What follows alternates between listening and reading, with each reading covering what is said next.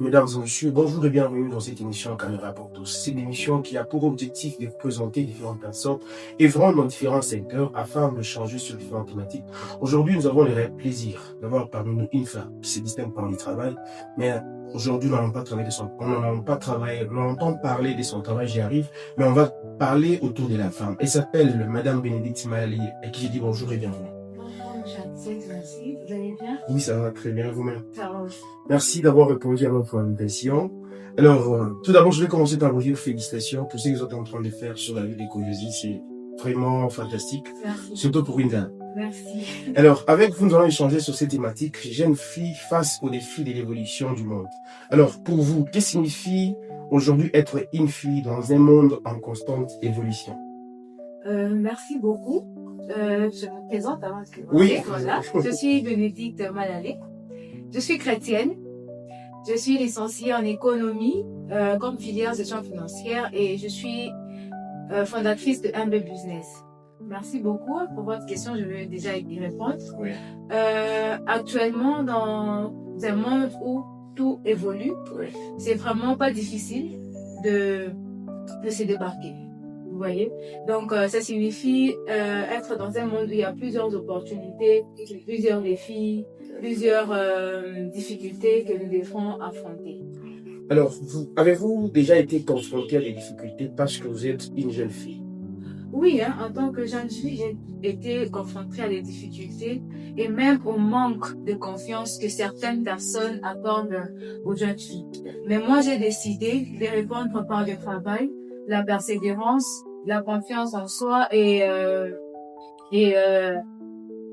comment dirais-je, le travail, la persévérance, confiance en soi et de me démarquer par le respect de soi-même. De votre parcours jusqu'à aujourd'hui, quel est le plus grand défi que vous avez rencontré dans votre parcours? Pour les plus grands défis, bon, il y en a beaucoup. Oui. C'est, vous voyez, monsieur Anicette, nous sommes dans un monde où les gens ont tendance à chosifier la jeune fille, chosifier une femme. Oui. Beaucoup de personnes, pour ne pas dire tout le monde, même 90% de gens ou de la population ont tendance à penser que une femme ne peut pas y arriver à faire quelque chose.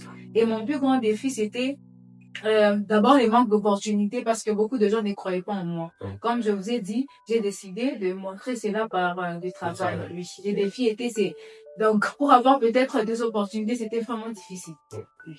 Alors, les réseaux sociaux occupent une grande place dans la vie des jeunes. Quel regard portez-vous sur leur influence? Bon, surtout chez les femmes. Surtout chez les femmes. Vous savez, les réseaux sociaux en général sont des outils important, hein. Oui. Les réseaux sociaux aujourd'hui nous permettent d'apprendre, de se former en ligne. Actuellement, on peut se former. Les réseaux sociaux nous permettent, voilà, de promouvoir nos activités. C'est sur les réseaux sociaux qu'on trouve même nos plus grands clients.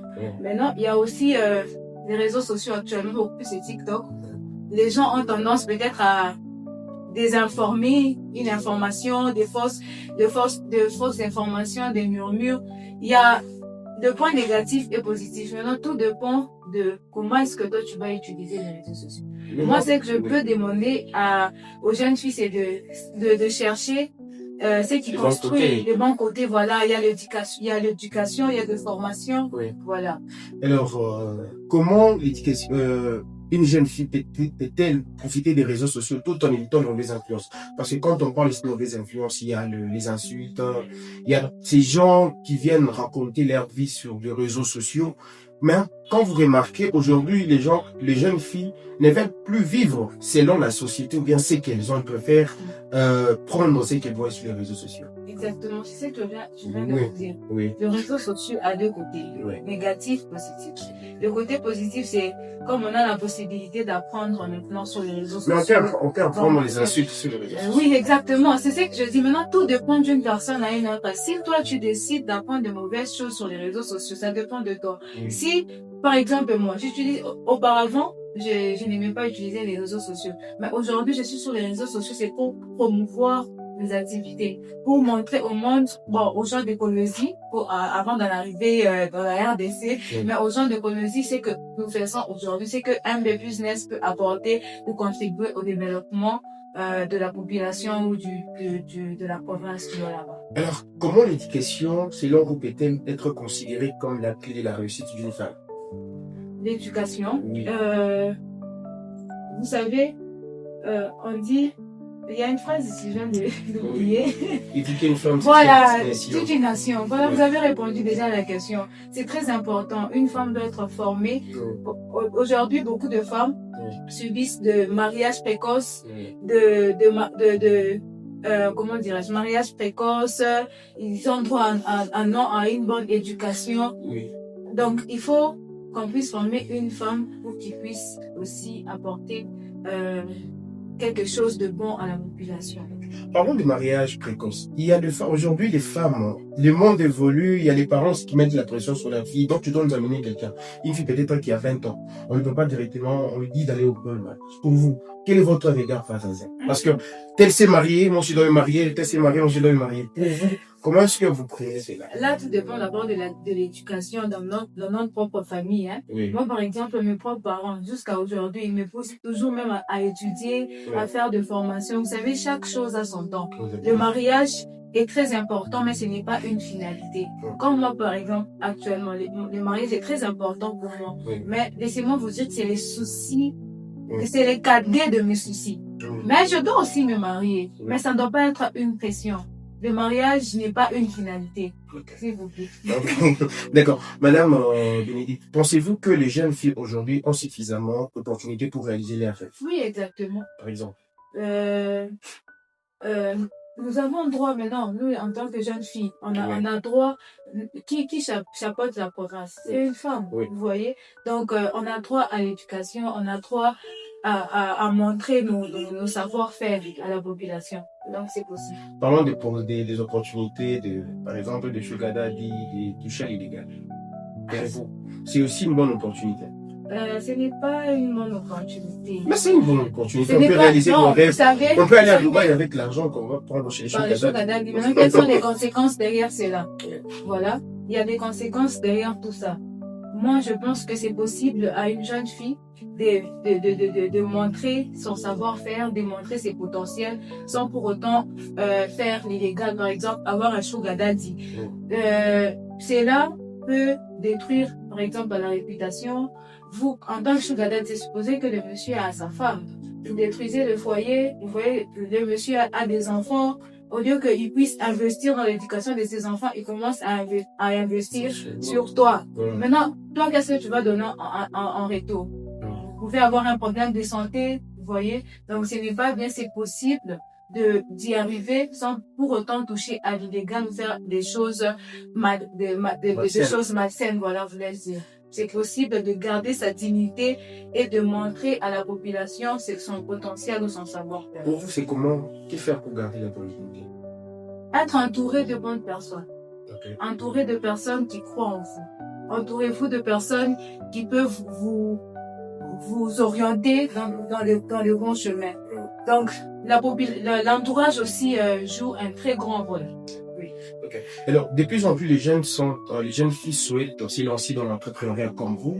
Alors, Madame Bénédicte, selon vous, quels sont les principaux obstacles que les femmes rencontrent pour créer leurs activités? Je disais, de plus en plus, les jeunes filles ou les jeunes garçons souhaitent se lancer dans l'entrepreneuriat, comme vous êtes en train de le dire. Alors, selon vous, quels sont les principaux obstacles qu'elles rencontrent au moment du lancement de leurs activités? Par exemple, vous, qu'est-ce que vous avez rencontré? Beaucoup de personnes, hein, beaucoup plus de jeunes filles pensent que pour commencer quelque chose, il faut seulement de l'argent. C'est vrai, il faut de l'argent pour financer ces activités. Mais laissez-moi vous dire que la première des choses que nous devons faire, c'est d'abord se connaître. Qu'est-ce que je sais faire sans pour autant qu'on nous force?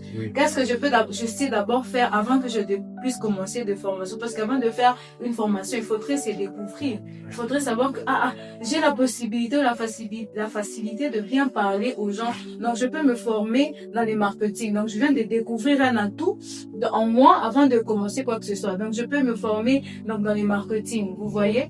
Et du coup, ceux qui vont rencontrer comme obstacle, on n'aura jamais tout avant de commencer quelque chose. Et si tu attends pour commencer quelque chose, tu ne feras rien.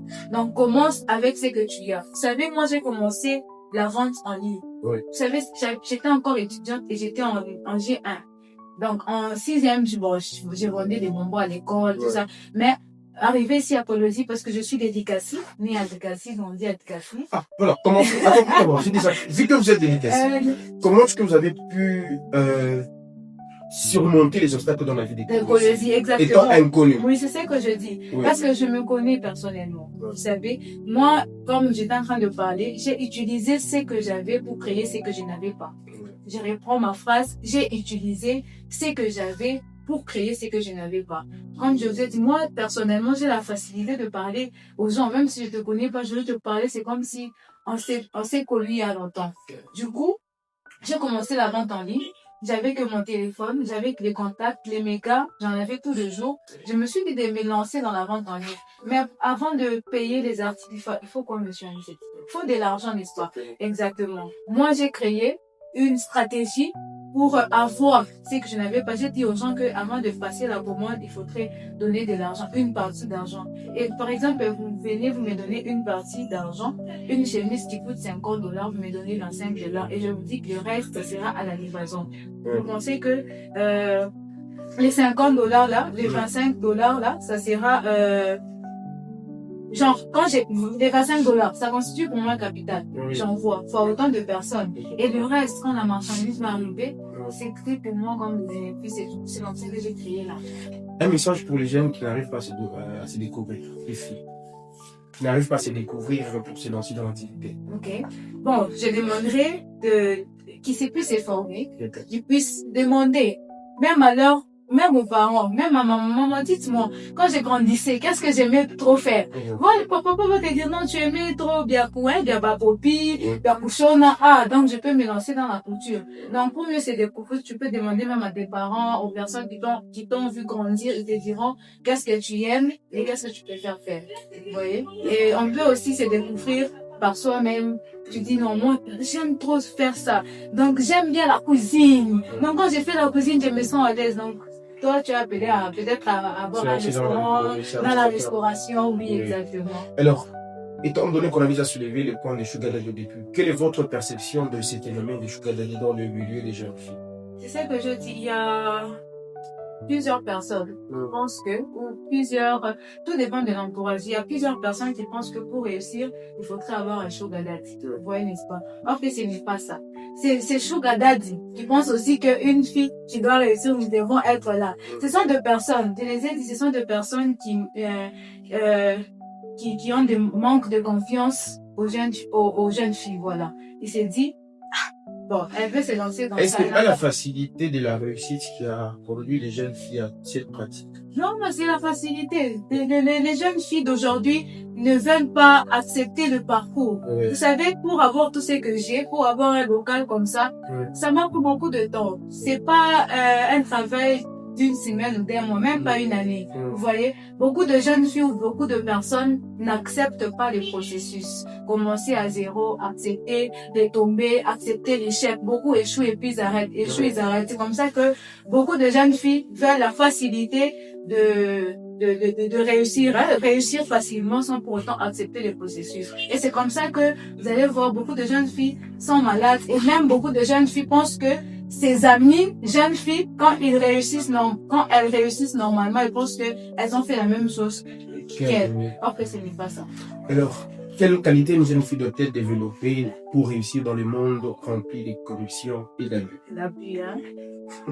Parce qu'il y a beaucoup d'abus aujourd'hui, en fait, et la corruption. Cette corruption qui n'est pas seulement monétaire, je peux dire comme ça, qui est aussi peut-être sexuelle, qui est aussi, je peux dire, influente aussi, par exemple. Oui.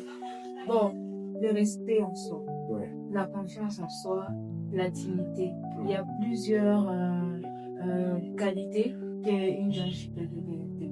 Et il y a d'autres qualités qu'on développe en exécutant même certaines choses. Oui. Par exemple, je me retrouve dans un milieu où il y a beaucoup de opportunités, beaucoup d'entrepreneurs, beaucoup d'hommes d'affaires, de femmes d'affaires. Vous savez, si je n'ai pas le respect en soi, je me dis, je suis dans cet endroit, je peux me taper aussi un sugar daddy, vous voyez.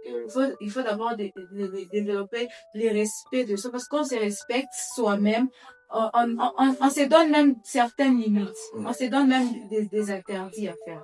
Comment une femme peut-elle vraiment développer la confiance en soi? Tellement que vous souhaitez ça, vous parlez des attentes. Oui, parce que vous savez, si vous n'avez pas confiance en vous-même, tout d'abord, c'est difficile de faire quoi que ce soit. Parce qu'avant que monsieur Anicette, je sais pas, avant que quelqu'un d'autre me dise, tu peux y arriver. Je dois d'abord me dire moi-même que je suis capable de faire quelque chose.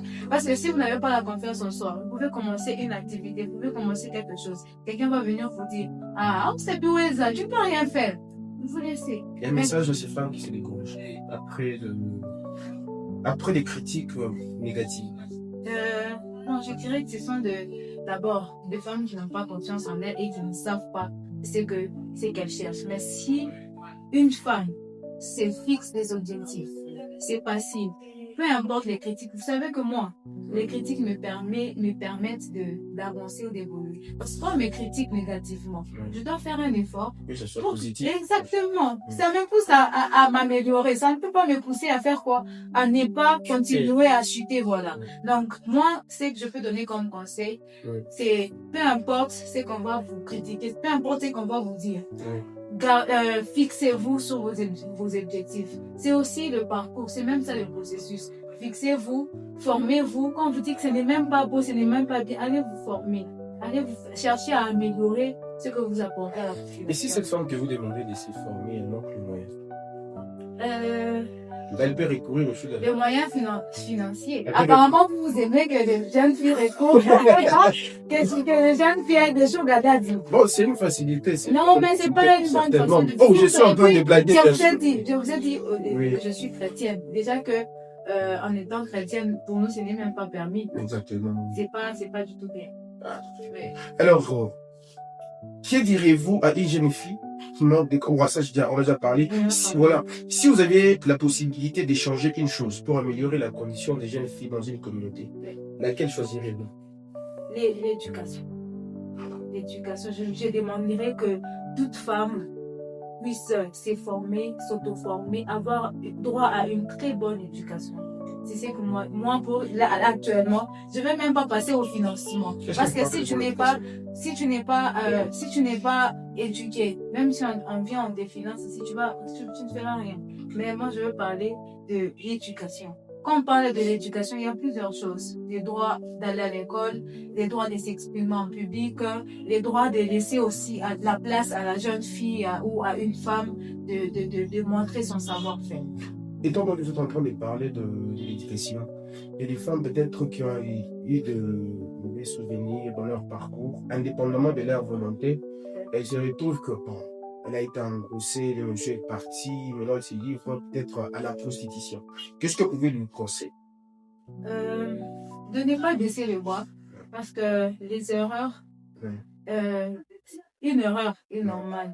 Mais quand on fait une erreur, deuxième fois, troisième fois, ce n'est plus l'erreur, mais c'est la vie qu'on a choisie. Vous voyez? Donc, moi, je connais de jeunes filles, on les a enceintées, après ils ont continué les études, ils ont accepté de s'améliorer ou de changer les choses. C'est comme ça que les erreurs, il y en a.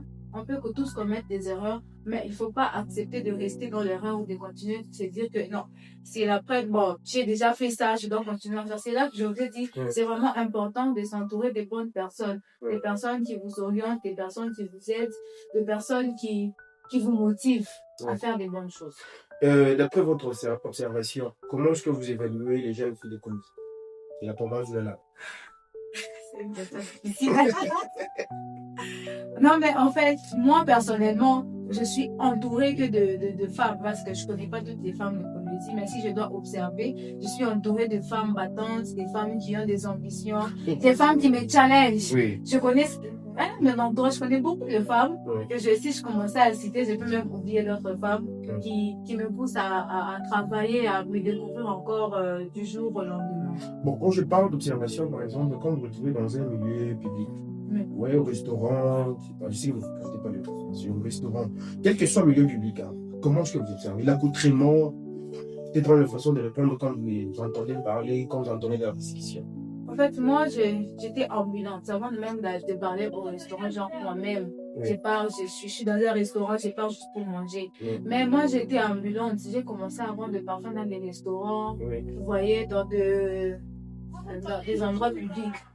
Vous savez, quand 50, bon, disons même 60%, 65% des femmes que j'ai eu à approcher, ce sont des femmes qui m'ont poussée à être ce que je suis aujourd'hui. Dans certaines femmes, vous savez, tu peux t'approcher d'une femme, bonjour, j'ai fait ça. La femme te répond mal, la femme te dénigre. Tu penses que voilà, tu n'es rien parce que tu es en train de vendre quelque chose dans un restaurant. Mais la majorité de femmes, ce sont des femmes battantes, oui, des femmes respectueuses et de femmes, il y a d'autres, plusieurs femmes m'ont dit, ah, tu fais ça, tu peux faire ça en tant que femme. Moi aussi, je veux faire. Vous voyez, il y a des femmes qui ont accepté de se découvrir aussi ou de chercher quelque chose à faire parce qu'ils ont vu une jeune femme ou une jeune fille comme elle de vendre des parfums dans des restaurants sans pour autant faire des mauvaises choses. Moi, tel que vous me voyez aujourd'hui, vous me voyez sur un plateau. Mais ne vous étonnez pas si demain vous me voyez en bourse en train de vendre des makala parce que j'aime aussi aller en bourse. Je prends des makala officiels. Hein. Vous savez, quand je suis là-bas, moi, je n'encourage que les femmes. Je ne paye que des femmes. Je me dis qu'il y a des femmes, il y a des mamans qui ont des enfants, mais qui n'ont pas peut-être des papas. Vous voyez? Donc moi, à part seulement les femmes qui sont en ville, je ne sais pas même encourager ou échanger, oui, qui sont dans la bourse. Alors, puisque nous sommes arrivés à la fin de notre émission, quel message souhaitez-vous adresser à toutes les jeunes filles qui vous regardent aujourd'hui?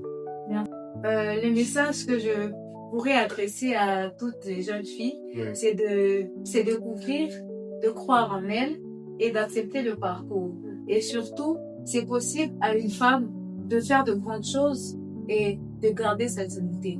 Donc, je demanderais à toute jeune fille de s'entourer de bonnes personnes. Pourquoi? Parce que c'est important même sur le plan psychologique, mental, que vous savez, dans mon parcours, il y a eu des moments où je ne croyais plus, je me disais que ça ne va pas, je ne veux pas réussir et tout. Mais parce que j'étais entourée de bonnes personnes, elles m'ont poussée de continuer ce que je faisais tant qu'on des difficultés. Donc, femme, crois en toi, découvre-toi, forme-toi,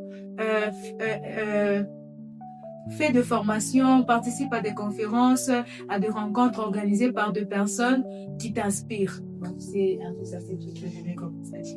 Ça n'est fini pour aujourd'hui, mesdames et messieurs. Ça a été un grand plaisir de vous avoir parmi nous aujourd'hui. Quant à moi, je vous donne rendez-vous au prochain numéro.